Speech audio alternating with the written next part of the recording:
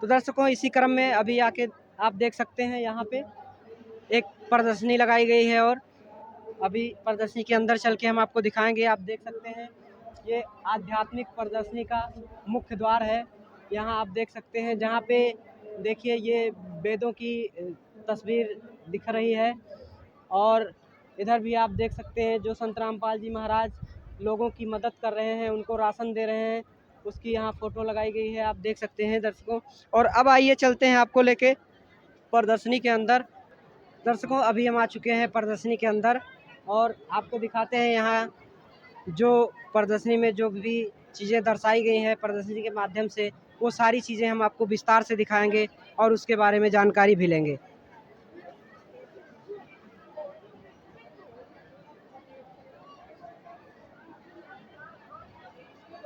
दर्शकों आप देख सकते हैं ये हमारे सामने एक कटआउट लगा हुआ है जहाँ पे लिखा हुआ है परमेश्वर कबीर बंदी छोड़ जी को बदनाम करके काशी से भगाने के लिए हिंदू साधु संतों के साथ मिलकर काशी नगर में 3 दिवसीय विशाल भंडारे के झूठे निमंत्रण पत्र डलवाने का षड्यंत्र रचते हुए दिल्ली के बादशाह सिकंदर लोधी के पीर शेख तकी।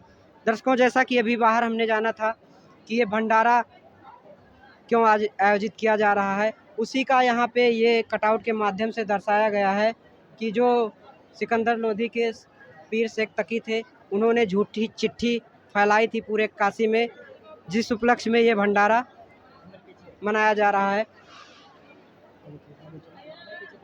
चलो चलो आगे देख सकते हैं ये दूसरा कटआउट है जहाँ पे लिखा हुआ है दिल्ली के बादशाह सिकंदर लोधी को उनके गुरुदेव परमेश्वर कबीर साहब जी के नाम पर किए जा रहे 3 दिवसीय भंडारे का निमंत्रण पत्र पढ़कर सुनाते हुए शेख तकी। आप देख सकते हैं ये शेख तकी हैं जो वो झूठा भंडारे का जो निमंत्रण पत्र इन्होंने ही फैलाया था निमंत्रण पत्र, और वही अपने राजा को दिखा रहे हैं कि आपके गुरुदेव, क्योंकि जो सिकंदर लोधी थे वो कबीर साहब के शिष्य थे और वो उनके शिष्य थे, इसलिए मुस्लिम लोग बहुत ज़्यादा विरोध करते थे।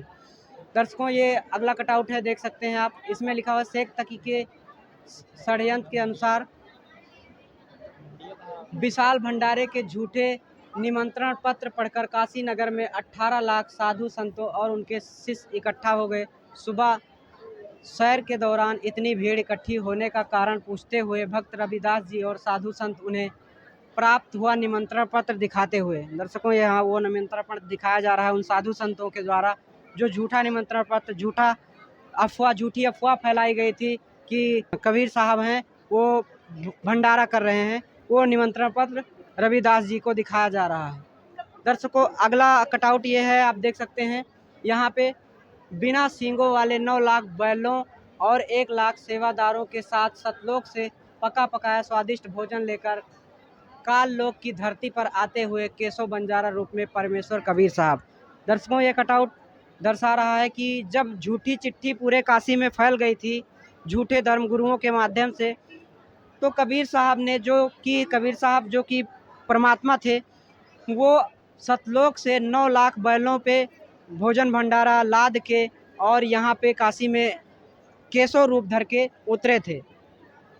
अगला कटआउट है, आप देख सकते हैं जहाँ पे परमेश्वर कबीर साहब जी के विशाल भंडारे में पीने का पानी सतलोक से अदृश्य रूप में निरंतर जल की धारा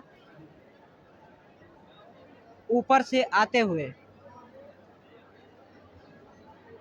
दर्शकों ये देख सकते हैं पीने का पानी तक ऊपर से आया था सतलोक से, जो कि गंगा जल लोग जानते हैं गंगा के नाम से। वो पृथ्वी वाली गंगा नदी के जल में भी कई गुना स्वच्छ और स्वादिष्ट जो भंडारे के पास टैंकों के पीछे गिर रही थी। दर्शकों ये वो गंगा का पानी है जो डायरेक्ट सतलोक से आया था उस समय भंडारे के लिए। और इधर आगे भी आपको दिखाते हैं, देखिए ये जो कटआउट लगाया गया है ये काशी में जो इतने भी ब्राह्मण और जितने भी धर्मगुरु या जितने भी लोग थे वो सबसे पहले पहुँचे थे, जिन्होंने झूठे पत्र फैलाए थे वो सबसे पहले भंडारा करने पहुँचे थे। देख सकते हैं आप ये भंडारा कर रहे हैं सभी बैठ के, जो 18 लाख लोगों को कबीर साहब ने भंडारा दिया था वो ये भंडारे का कटआउट है, आप देख सकते हैं। ठीक है, इधर दिखा दो, पहले हम बोलेंगे ये है यार, ये दिखा दो दर्शकों। ये देख सकते हैं ये प्रदर्शनी में कितनी भीड़ है, लोग प्रदर्शनी देखने के लिए उमड़े हैं, क्योंकि ये जो भंडारा आयोजित किया गया है उसको प्रदर्शनी के माध्यम से यहाँ पे बयां किया जा रहा है। आप देख सकते हैं, एक हिसाब से इसको बोलती हुई प्रदर्शनी कह सकते हैं, क्योंकि प्रदर्शनी देख के ही सारी चीज़ें समझ में आ जाती हैं। वैसे लिखी भी गई हैं यहाँ चीज़ें, जिससे लोगों को समझ में आए, पढ़ के जान ले। जो यहाँ नए लोग पहुँचे हैं, जो समझ नहीं पाते हैं कि हाँ ये क्या चीज़ है, कैसे है, वो उनके लिए यहाँ पे लिख दिया गया है। और बाकायदा सेवादार भी यहाँ लगाए गए हैं जो इन लोगों को गाइड कर रहे हैं। ये अगला कटआउट आप देख सकते हैं, ये है भंडारा करने के बाद, जब सब लोगों ने भंडारा किया था, उसके भंडारे के बाद में यहाँ केशव रूप में कबीर साहब ने लोगों को दोहर और मोहर भी दी थी। जी हाँ दर्शकों, एक सोने की मोहर और ओढ़ने के लिए एक दोहर, जो कि निमंत्रण पत्र में भी लिखा गया था कि कबीर सेठ एक दोहर और मोहर भी देंगे भंडारा के साथ में, और राशन भी देंगे। आप देख सकते हैं वो भंडारे में लोगों को ले जाने के लिए भी राशन भी दिया गया था, राशन सामग्री पूरी दी गई थी। इसी क्रम में अगला एक कटआउट आप देख सकते हैं, ये अपने पूज्य गुरुदेव के साथ रविदास जी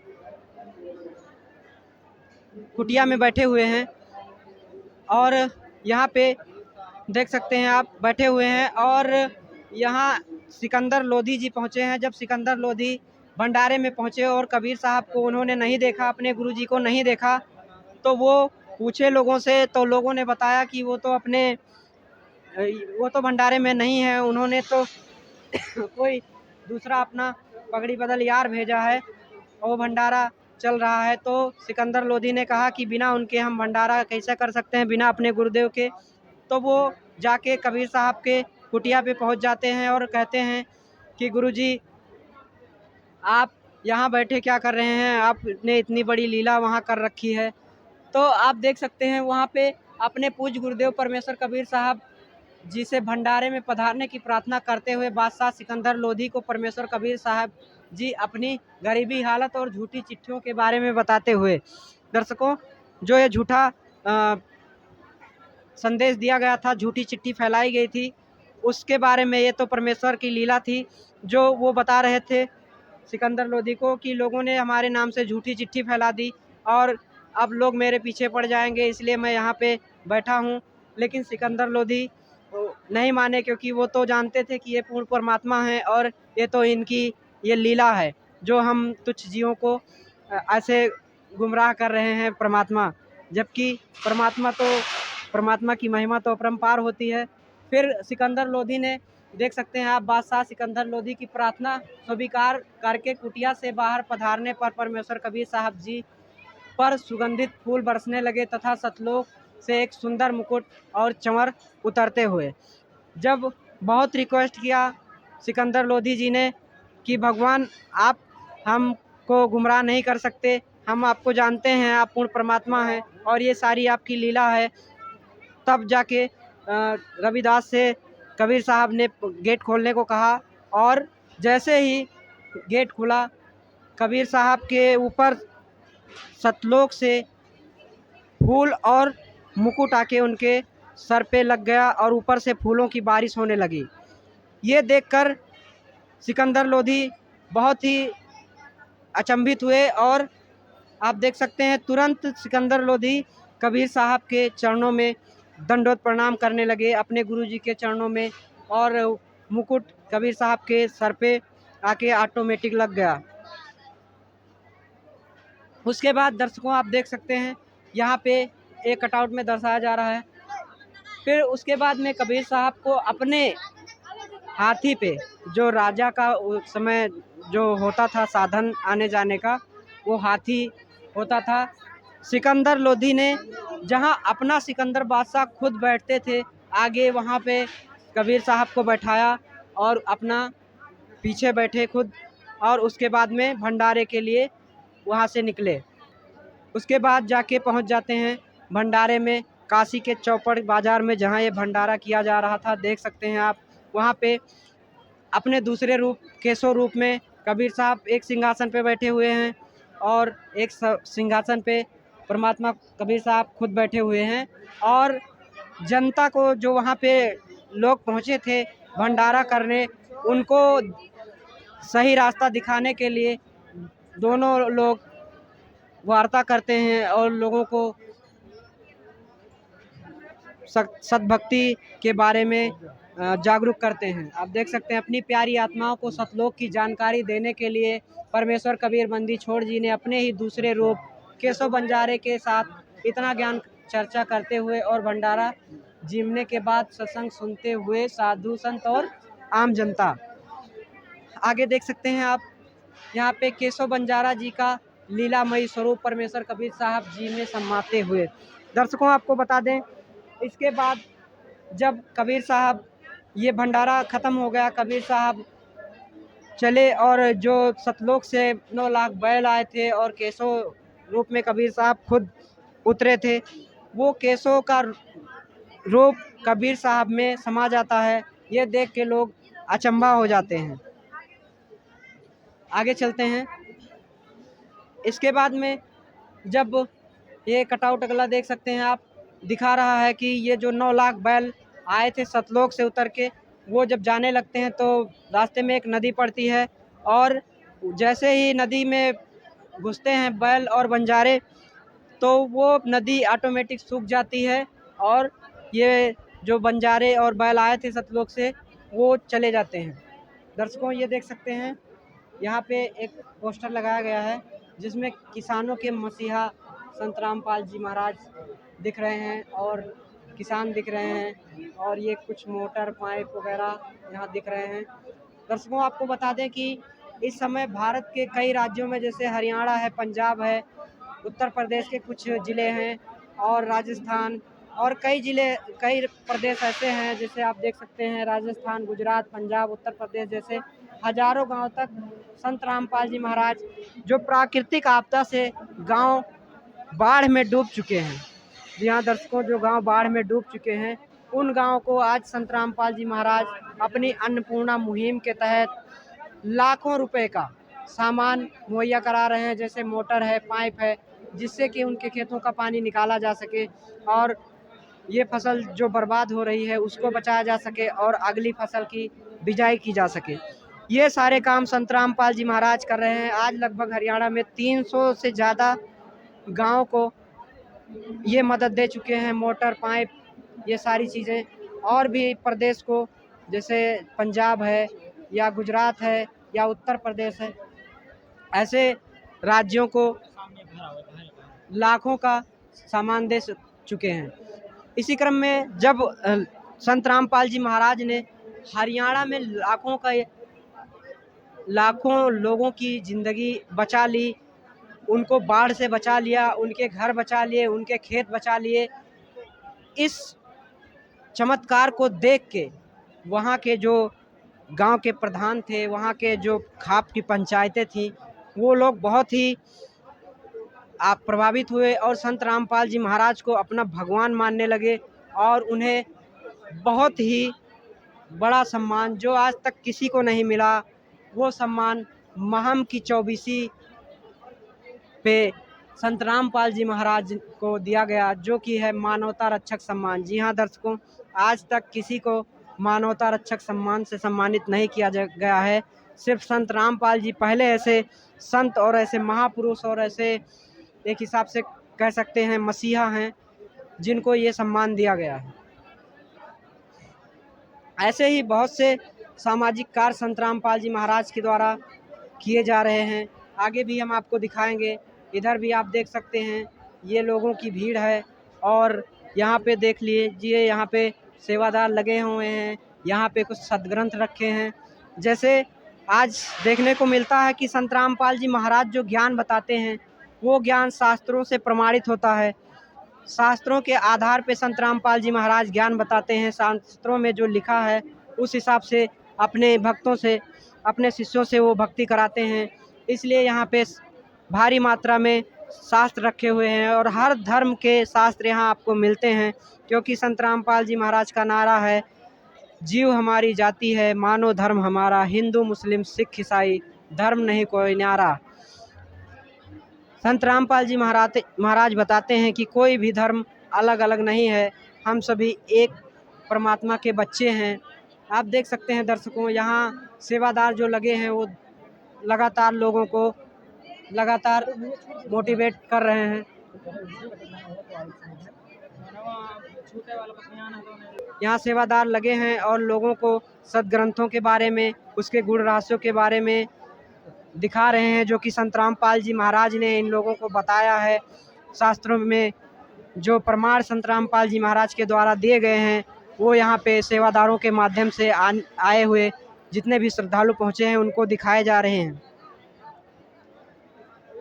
देख सकते हैं यहाँ पे सभी धर्म के शास्त्र रखे हुए हैं, जैसे यहाँ ये ऋग्वेद रखा हुआ है, श्रीमद् भागवत रखा हुआ है, श्रीमद् भागवत महापुराण रखा हुआ है, जीवनी हजरत मोहम्मद साहब की रखी हुई है, ब्रह्म पुराण रखा हुआ है, संक्षिप्त महाभारत रखा हुआ है, द्वितीय खंड, प्रथम खंड, और ये अथर्ववेद, ऋग्वेद, श्रीमद् भगवद गीता भी रखी हुई है। यहाँ पे दर्शकों देख सकते हैं, यहाँ मतलब हर वो पुस्तक जो शास्त्र हैं, जो सभी धर्मों के सदग्रंथ हैं, यहाँ पे रखे हुए हैं। आप यहाँ देख सकते हैं, कैमरामैन से कहूँगा यहाँ दिखाएं। ये देख सकते हैं दर्शकों, ये है कुरान मजीद, और यहाँ पे सामवेद है। यहाँ इधर देख सकते हैं कबीर साखी, विष्णु पुराण, मार्कंडे पुराण, और इधर भी देख सकते हैं गुरु नानक साहब की पुराण संगली भी रखी हुई है, ब्रह्म बृहत महापुराण रखा हुआ है, और भी काफ़ी ये देख सकते हैं, ये भाई वाली जन्म साखी गुरु नानक देव जी की रखी हुई है। सारे सदग्रंथ यहाँ रखे हुए हैं और लोग देख रहे हैं, उसमें खोज रहे हैं, सेवादार उनको गाइड कर रहे हैं, बता रहे हैं कि कहाँ पे क्या प्रमाण संत रामपाल जी महाराज बताते हैं, और उसके हकीकत को दिखाया जा रहा है। यहाँ पे कुछ लोग कहते हैं कि संत रामपाल जी महाराज अपने मन से ये सारी चीज़ें बोलते हैं, ऐसा नहीं है दर्शकों। आप देख सकते हैं संत रामपाल जी महाराज ने सारे प्रमाण सदग्रंथों से दिए हैं, इसलिए सदग्रंथ उनके यहाँ आप देख सकते हैं रखे हुए हैं प्रदर्शनी में। सारे सत्संग जो संत रामपाल जी महाराज के दिखाए जाते हैं, इन्हीं ही सदग्रंथों के आधार पे संत रामपाल जी महाराज सत्संग करते हैं।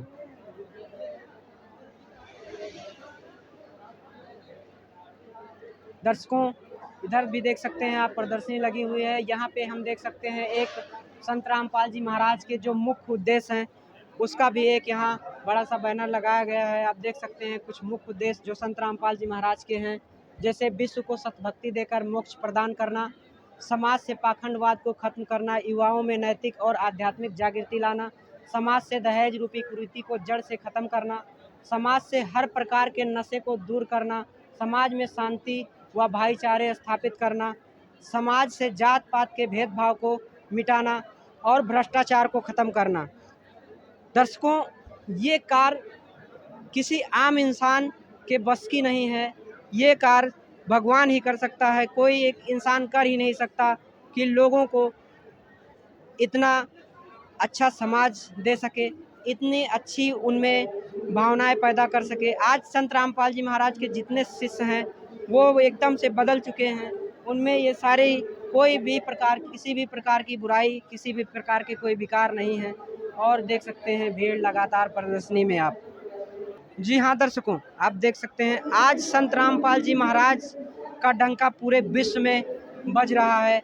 आज संत रामपाल जी महाराज के पूरे विश्व में आश्रम हो चुके हैं। जैसे देख सकते हैं एक लिस्ट है कि आल नामदान सेंटर इंडिया में 519 हैं, यूके में 1 है, यूएसए में 3 है, कनाडा में 4 है, बेल्जियम में 1 है, हॉलैंड में 1 है, नीदरलैंड में 1 है, यूएई में 1 है, इटली में 1 है, कतर में 1 है, नेपाल में 30 है, बांग्लादेश में 1 है, और ऑस्ट्रेलिया में 3 है। दर्शकों देख सकते हैं ये चित्र के माध्यम से भी समझाया गया है, यहाँ पे दिखाया गया है कि कहाँ कहाँ पे संत रामपाल जी महाराज के आश्रम हैं।